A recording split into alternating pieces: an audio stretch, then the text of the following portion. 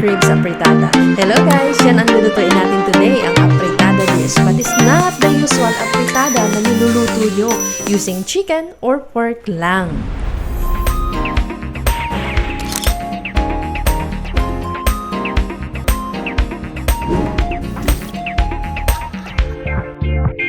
And today, we're going to use these two together, making this a very Filipino all-time favorite dish, the afritada. And for this recipe, we need cooking oil, diced onion and onion cubes, garlic, pork ribs, chicken, 2 cups of chicken broth, young corn, carrots, turnips, o mas kilala natin sa tawag na singkamas, red bell pepper, green peas, diced tomato, cumin, paprika or you can use chili powder, bay leaves, salt, black pepper, and spring onion. At yan ang mga ingredients na ating kailangan. So, simulan na natin mga ka-technique. First, mag-isa lang tayo ng sibuyas at bawang. Haluin lang natin. Then, ilagay na natin ang pork ribs. Kung wala kayong mabili na pork ribs, pwede kayong gumamit ng ibang part ng pork sa recipe na ito. Then next nating ilagay ang chicken. By the way mga ka-technique, half-cook na tong pork and chicken na ginamit ko, but you can also use the raw one. Mas prepare ko lang na i-half-cook muna siya, ipan-cooking afritada para mawala yung excess oil niya from the chicken and the pork.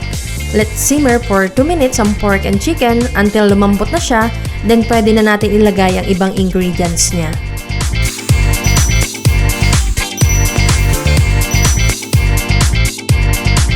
Let's put the young corn or the baby corn, then the carrots, and ilagay na natin ang singkamas. Yes, you heard it right, singkamas ang ginamit natin instead na potato. Para maiba naman siya, let's be adventurous sa paggamit ng iba't ibang ingredients and you will be surprised what you can come up with. Like this singkamas. Try nyo! Haluin lang natin mabuti, then isunod na natin ilagay ang bell pepper. Ilagay natin ang chopped onion cubes. Next ingredients na ilalagay natin is ang green peas.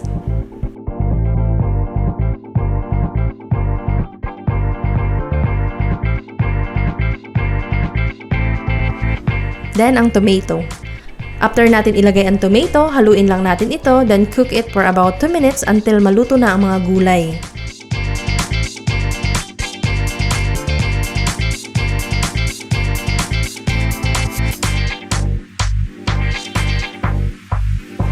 Now, let's put 1 teaspoon of cumin and paprika. Pwede tayong gumamit ng chili powder instead na paprika.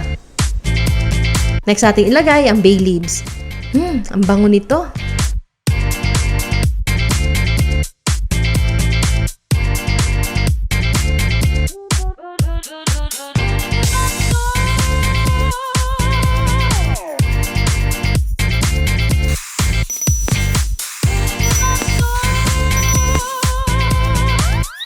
Then, lagyan lang natin ng konting salt and black pepper.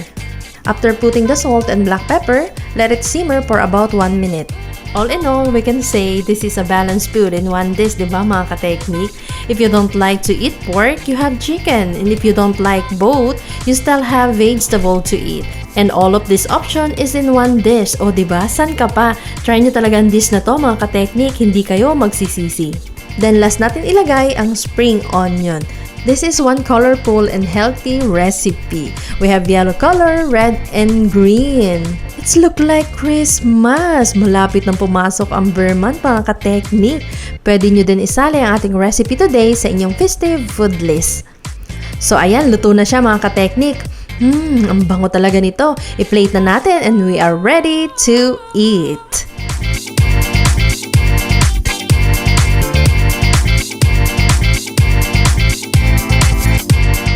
So paano mga ka-technique, gutom na talaga ako. Until next time, don't forget to like, share our videos, and comment below. Mag-subscribe at i-on ang notification bell para kayo ma-update always sa ating next recipe.